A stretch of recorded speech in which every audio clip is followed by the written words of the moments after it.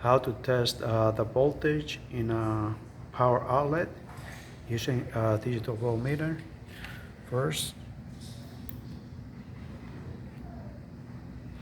turn it on.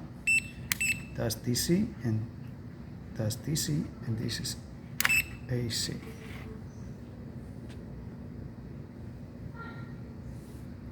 AC has the signal on the top, like a wave on top of the V. Then what you gotta do is put in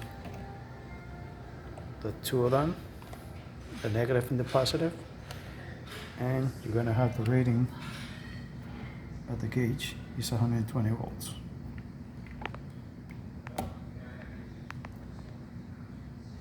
Volts right there. Okay, so that's how you check the voltage using a voltmeter. It might be 220, it might be 240, depending on the voltage that you have on the power outlet. Turn it off, and thank you for watching.